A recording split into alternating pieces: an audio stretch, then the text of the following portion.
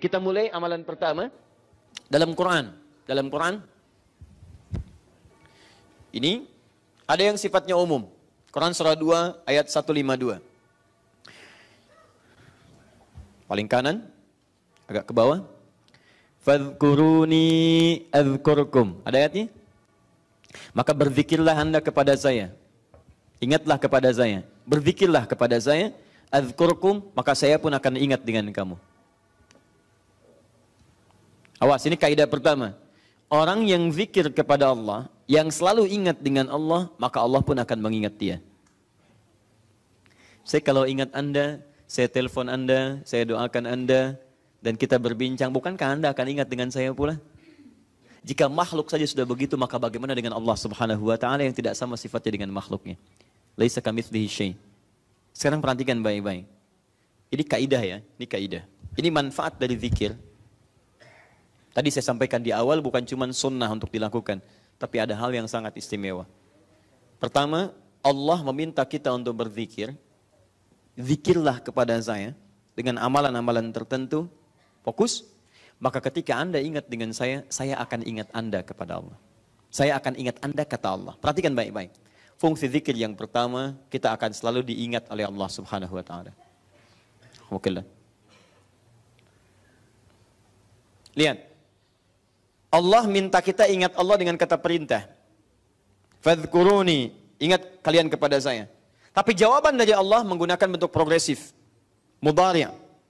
Dalam bahasa Inggris bisa present, continuous, dan future. Baik itu sekarang, terus berlangsung atau bahkan kapanpun. Selalu. Ya, selalu, always, tidak pernah, never. Nah, ini. Nah, itu indah. Saat anda sulit, ketika anda diingat oleh Allah, maka kesulitan itu akan segera hilang. Saat anda punya persoalan, anda diingat oleh Allah, maka ketenangan diberikan pada diri anda. Makanya ada orang-orang, mohon maaf, bukan tidak punya masalah. Bahkan masalahnya lebih banyak daripada orang lain. Cuman karena dia diingat oleh Allah, maka sebelum dia alami masalah itu, dia diringankan oleh Allah subhanahu wa ta'ala untuk menghadapinya. Dilapangkan hatinya. Ada seorang anak muda konsultasi pada seorang syekh yang tinggal di tepi danau. Danaunya bagus, airnya jernih dan bisa diminum. Segar. Ketika datang anak muda itu membawa persoalan yang sangat rumit. Konsultasi, berat, kelihatan dari beban dirinya. Begitu datang, syekhnya tidak menjawab. Diajaklah ke pinggir danau. Dibawa segelas air. Ya, dibawakan, kemudian dibawa segenggam garam. Itu yang paling menarik. Begitu setelah terjadi, diambil kemudian airnya. Setelah itu dimasukkan garamnya. Genggam yang pertama, diberikan kemudian, selesai, tahan sebagiannya. Kata syekhnya, minum. Bingung orang ini. Asin syekh, minum aja dulu. Begitu diminum langsung dimuntahkan, asin. Ah, seperti itu. Keluarkan semua airnya, lempar ke danau, lempar dengan garamnya semua ke danau. Begitu dilempar, diambil lagi kemudian air menggunakan gelas yang sama. Sekarang minum. Bagaimana rasanya? Segar, tawar. Itulah kondisi hatimu. Masalah sebesar apapun, kalau hatimu itu lapang seluas danau ini, maka kesulitan besar pun akan mengecil. Dan ringan dibawa dalam hidup. Tapi kalau hatimu hanya sesempit gelas ini, maka segala yang terjadi pada dirimu sekalipun hanya sedikit dari garam itu akan terasa asin dalam hidupmu. Dan tidak akan nyaman terbawa dalam kehidupan. Sedangkan sifat Allah ketika mencintai dan mengingat seorang hamba, maka yang pertama Allah berikan akan melapangkan keadaan dirinya. Makanya Nabi Musa alaihissalam ketika akan berdakwah pada Fir'aun minta kelapangan hati. Rabbi syrahli sadri. Ya Allah tolong lapangkan hati saya.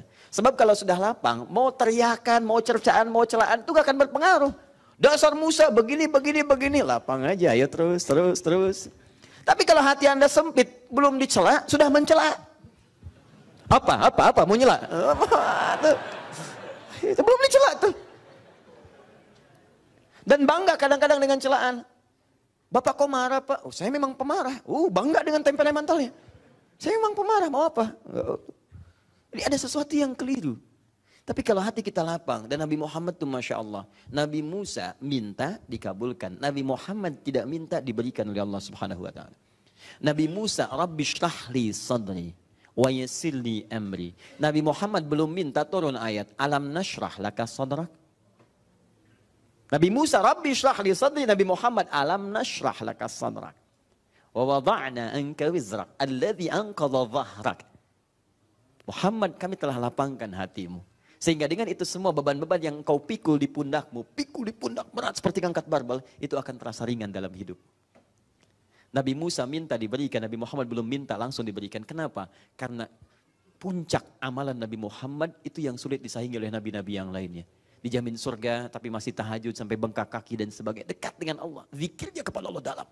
Karena dalamnya itu belum minta sudah diberikan oleh Allah Subhanahu wa taala.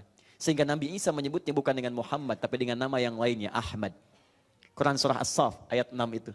Wa basyyiran bi rasulin ya'ti min ba'di ismuhu Ahmad. Aku berikan kabar gembira pada kaumku ya. Berikan kabar gembira padahal nabinya belum lahir. 600 tahun sebelum kedatangan Nabi sudah mengatakan pada umatnya, saya berikan kabar gembira akan lahir setelah saya, akan datang Nabi setelah saya. Bukan saya yang penutup, tapi Nabi setelah saya. Umumnya orang kasih kabar gembira itu saat dilahirkan. Hampir tidak ada misalnya orang jomblo langsung ngasih kabar. Alhamdulillah, Masya Allah, saya kasih kabar gembira, punya anak, ya Allah. Kapan? Sudah ada, mana? Nanti setelah menikah. Itu jomblo sengketa namanya. Ya? Iya, nanti kita, jomblo dibagi 3 bagian. Jomblo syariah, jomblo fisabilillah, dan jomblo sengketa. Ya? Nanti lain waktu kita bahas. Nah. Untuk yang belum nikah. Taib. Apa yang disampaikan Ahmad, puncak zikirnya tinggi, lapang, lapang. Jadi, kalau hati kita benar zikirnya, maka lapang menjalani persoalan. Makanya nanti saya sampaikan pada Anda, amalan-amalan ini kalau Anda kerjakan saat Anda sedang gelisah, itu memberikan ketenangan. Makanya kalau Anda dalam setiap hari berzikir, tapi nggak pernah tenang dalam masalah, itu perlu ditanya. Zikirnya betul nggak? Nyambung nggak dengan Allah? Sebab pasti ada kelapangan itu. Kalau bikin ruwet, belum ada masalah sudah bikin status. Kayaknya hari ini ada persoalan deh. Oh, kayak persoalan belum datang sudah ditulis. Begitu muncul tuh kan, Allah apakah engkau gak sayang aku? Update di Facebook. Kenapa Jeng? Tanya sama orang lain. Ih gak nyangka ya, nyangka tuh. Banyak yang salah. Paham ya? Karena itu kita kembalikan. Ya, jadi ini manfaat yang pertama. Jadi fungsi zikir itu jangan tinggi-tinggi dulu, yang lain-lain dulu. Puncaknya adalah kenyamanan dalam hati, kelapangan. Sama.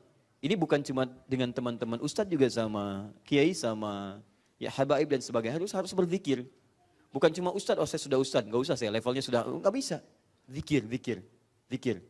Karena ustadz belum tentu tidak punya masalah, Bu. Masalah ustadz bisa lebih banyak daripada ibu.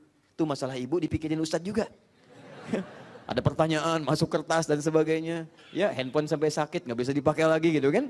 Masuk itu. Tapi insya Allah ketika kita membangun hubungan yang dekat, kita semua, baik Anda ustadz, Anda pengusaha, Anda apapun, maka akan ada kelapangan dalam jiwa. Itu yang pertama. Jadi tolong dievaluasi ya. Kalau selama ini kita berzikir tidak menghadirkan kelapangan dalam jiwa kita, ada sesuatu yang harus disempurnakan.